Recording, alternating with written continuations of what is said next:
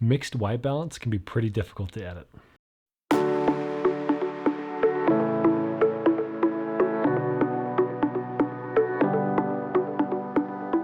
Welcome to the Visual Center. I'm Trent, and in this post-production tips video, I'm going to share with you some techniques I use to edit some real estate photography for a friend of mine. Now, let me start by saying I am not a real estate photographer, but there are some techniques I can share with you that I use to edit these images. Specifically for this video, I'm going to share with you the technique I used to edit mixed white balanced images. Let me show you how I did it.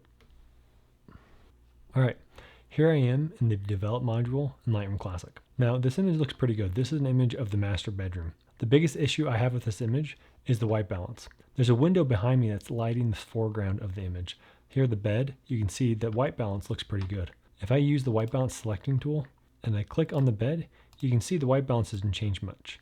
It's pretty neutral already. But if I go and click on the bathroom door, you can see how much that affects the image. So this is mixed white balance.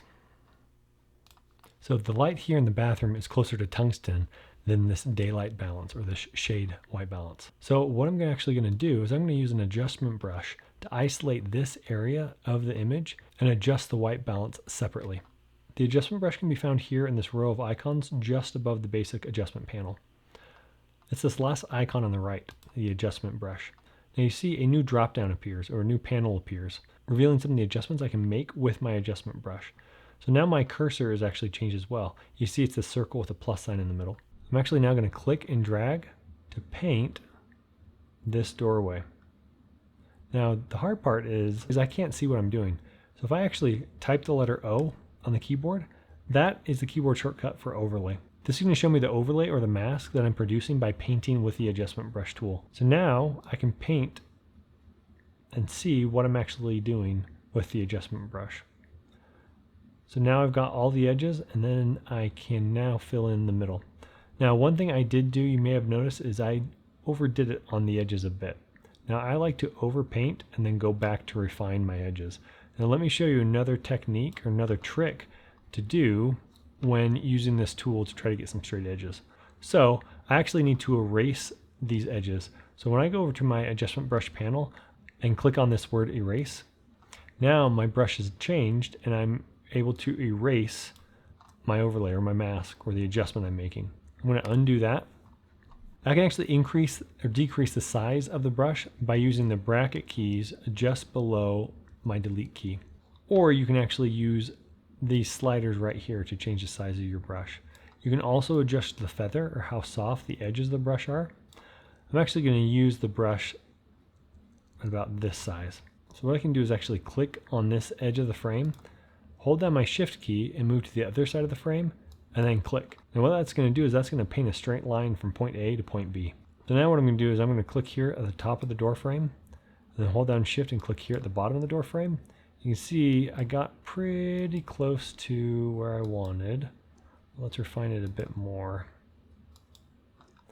All right, this other side of the door frame, pretty good. Now I can actually erase out of the pillows as well.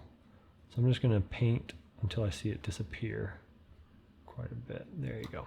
I'm going to type O again to conceal that overlay. Now I can come over here to my temp and tint slider and adjust the temperature or the white balance of that specific area within my frame. I actually turn it off here at the bottom left hand corner, this little light switch, on and off. And you can see what that's done to my image. Now what you can also see is there's a little bit of the bed here that's still selected to be adjusted. So I can get rid of a bit of that since I still have my erase brush selected. All right, now I think that white balance looks much better than it did before. I can also bring up the exposure a bit of that area so the bathroom's not as dark. All right, let's try another image. With this image, you can see I again have the mixed white balance. I have the window light over here and then incandescent or tungsten lights over here on the top left corner. So what I'm actually going to do is the same technique, but a different tool. So I'm actually going to select this radial filter next to the adjustment brush. I'm going to select that and then just draw a circle or the radial filter over here in the top left corner. Now the reason I'm doing this is because you can see this yellow color, the incandescent or tungsten lights, is only affecting the top half of the wall. Down here, there's a window here in the entryway that's affecting this part of the wall and this door right here.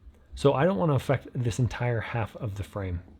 So now what I can do is slide my temp slider, and you can see what it's actually doing is affecting the other part of the image.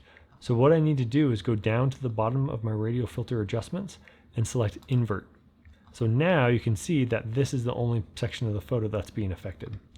Let's reset that temp slider, slide it back slowly to see until we get a neutral part. And I think it's about there. Now what I do think is that this radial filter does need to extend down a bit. So you can see it's actually adjusting this part of the wall as well. I'm actually going to move it over and down and then deselect that area by clicking and dragging this side of that radial filter. Then maybe moving this over and this down again. All right, I think that white balance, that mixed white balance looks a lot better than it did before. Here you can see I can turn it on and off.